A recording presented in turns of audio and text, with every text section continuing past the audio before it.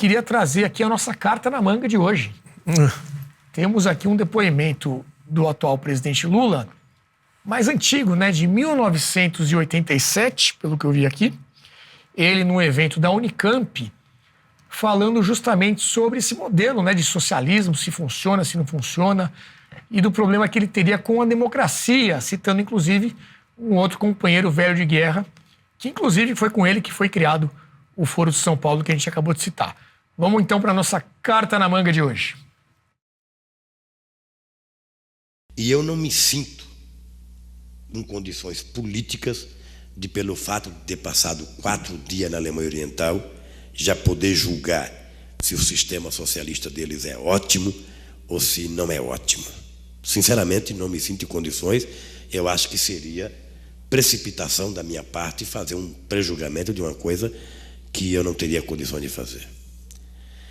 Eu acho que os sistemas socialistas existentes, eu acho que ainda estão num processo de aperfeiçoamento.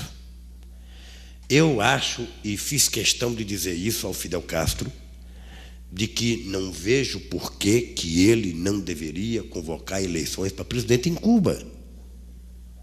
Porque depois de 30 anos já está consolidado, sabe, o governo cubano, que poderia convocar. A Nicarágua convocou e o que deu? A Nicarágua convocou e tiveram 85% dos votos. Ô, Bauer. Olha, tem um artigo que o Demetrio Magnoli publicou, se não foi hoje, foi ontem. O Demetrio, que é comentarista do urbanismo, mas é um geógrafo, doutor em geografia da USP, foi socialista na juventude, tem livros excelentes, estudou a Guerra e a Paz. E ele critica um artigo da Economist, que comenta a política externa do atual governo, que diz que o presidente Lula quer ser tudo e não vai conseguir ser nada, que é uma grande confusão. Descreve todas as posições de alinhamento, desalinhamento e liderança e tal. Quer ser sul-sul, quer ser neo-terceiro-mundista, quer ser ecológico, quer ser grande produtor de petróleo, quer ser alinhado às ditaduras, quer ser amigo dos Estados Unidos, quer ser tudo, não vai ser nada. Mas ele fala, mas não é isso, está errado, o artigo está ruim. Ele tem posição, sim, é muito clara. E a posição dele é esse alinhamento que a gente viu com Maduro. Ele fez uma opção deliberada por uma agenda, que é essa agenda que o Jean Turco descreveu. Então esse Lula da carta na manga aí era um Lula ainda... ideológico. Que era acho que mais autêntico do que o atual. Tinha um pouco mais de personalidade. Esse de hoje é o do apertou o botão, né? Já tomou uma decisão que não é legítima, na minha opinião, uma decisão de um pequeno grupo de iluminados que acha que está fazendo um grande movimento e, na verdade, está condenando a sociedade brasileira e a tradição institucional de alinhamentos não excludentes, de instituições livres, democráticas, aliados tradicionais. Está ignorando tudo isso, que seria, em tese, um pouco esse Lula aí, iniciante, do lado do Marcum, do lado do Roberto Freire, né? Curioso. Essas cartas na manga é bom, porque... para vir hoje ele já não está nem aí. Está nem aí. Ele falava da necessidade de aperfeiçoar, né, o sistema socialista. Isso. 87. Isso é antes de Berlim, né? Isso é exatamente, Berlim, antes da queda do muro. Então, ele tinha acabado de voltar da Alemanha Oriental. Então, estava fazendo aquele somebody love, né? E tudo bem, acho que cumpriu o papel, mas hoje é o que a gente estava falando antes. Hoje, nós estamos em 2024, deputado. 2024, não estamos em 2001, né? E o discurso é um discurso completamente desajustado ao mundo, quer dizer, escolher os países errados, o sistema errado, aliados condenados, aliado ao crime organizado, quer dizer, realmente... Luiz Felipe, essas memórias aí do sindicalista Lula na época. Olha, bons tempos em que o debate político era ideológico. Mas, infelizmente, a esquerda, na América Latina, ela se tornou uma mera fachada para o narcotráfico. Em todos os países em que a esquerda tem o seu protagonismo, tem o seu líder, ele é vinculado com o narcotráfico, de alguma maneira. E acho que fica patente aqui na questão da Venezuela, temos também a questão da Colômbia, temos a questão da Nicarágua, fora a questão do México, que é tradicional já esse vínculo. Então, eu acho que esses partidos de esquerda, é por isso que estamos vendo, talvez, muitos desses ideólogos da esquerda, que de fato são ainda os ideólogos que pensam de uma maneira ideológica, querendo se distanciar do Lula. Não só jornalistas começando a tecer críticas, cientistas políticos de esquerda querendo já tecendo críticas, políticos tarimbados da esquerda tecendo críticas. Então você tem já um distanciamento ideológico dizendo assim, ó, isso aí é banditismo, é narcotráfico, não queremos estar junto com esse pessoal, que é ditadura. Sendo bem que a esquerda sempre resultou em ditadura, mas uma coisa é ditadura ideológica, outra coisa é uma ditadura criminosa, que vinculada a todos os crimes mais vios e baixos que você possa imaginar que uma sociedade pode praticar contra si própria. Então é isso que o governo está vinculado. E você quer um termômetro? Então, cadê a inteligista dentro do governo?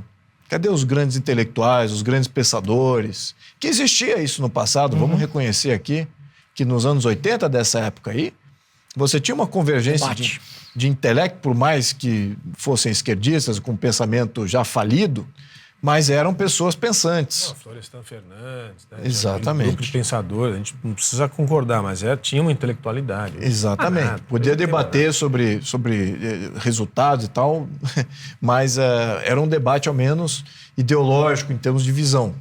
Agora não tem mais nada, é um abandono completo. Agora existem executores de corrupção. O Jean Turco, até na semana passada, o Breno Altman, que é um desses pensadores aí da esquerda, ele comentou, né, falando sobre a manifestação do Bolsonaro na Avenida Paulista, que ele sentia falta justamente da esquerda estar nesse debate político, né, de ideologia mesmo, das ideias e tudo mais.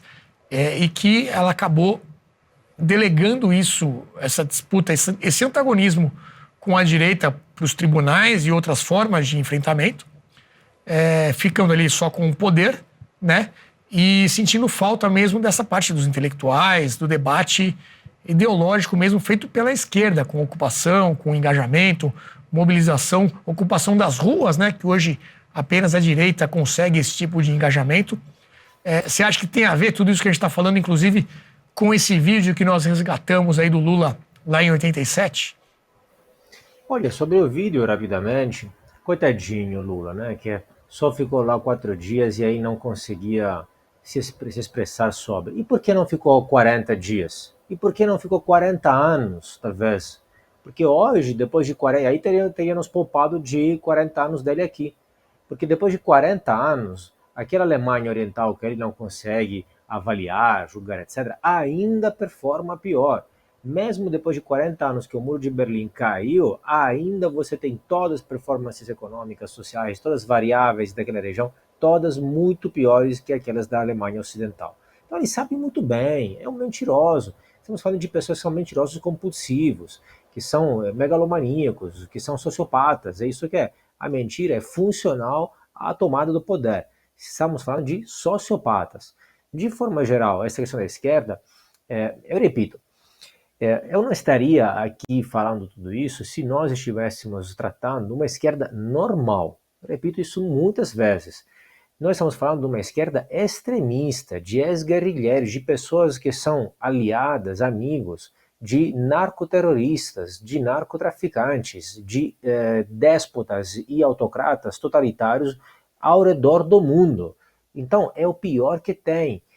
Vejam, é como se nos Estados Unidos, onde também governou a esquerda, mas a esquerda moderada, a esquerda de Bill Clinton, a esquerda de Obama, a esquerda de Jimmy Carter, ou Inglaterra, onde também governou a esquerda de Tony Blair, moderada, é como se lá governassem Bernie Sanders e Jeremy Corbyn, que são os dois extremistas, os dois Lulas dos Estados Unidos e da Inglaterra. Só que lá essas pessoas não chegam ao poder, porque ninguém leva a sério, ninguém vota, ninguém acredita nessas cretinices. As pessoas que querem ajudar os próximos, que o Estado ajude os últimos da sociedade, que o Estado crie uma rede social de segurança para casos extremos, de saúde, ensino, subsídio de desemprego, etc., vota na esquerda moderada, que aqui é considerada por muitos ainda, inclusive, infelizmente, direita.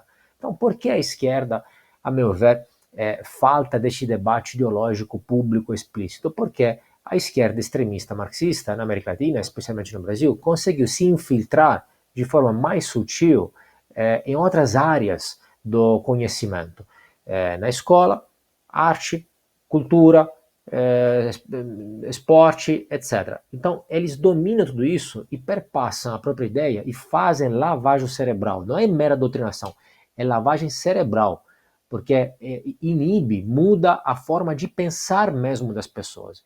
E aí isso domina uma hegemonia total do senso comum, que é exatamente a definição de hegemonia. A hegemonia, você tem hegemonia quando você consegue dominar o senso comum, não quando as pessoas se dizem majoritariamente marxistas, mas quando as pessoas dizem, pensam coisas marxistas sem nem saber, sem nem notar, que é o que aconteceu. Então eles não precisam vir à tona, à superfície no debate público, porque eles se infiltraram e convenceram quase todo mundo assim, dessa forma. Por isso, nós estamos nessa situação.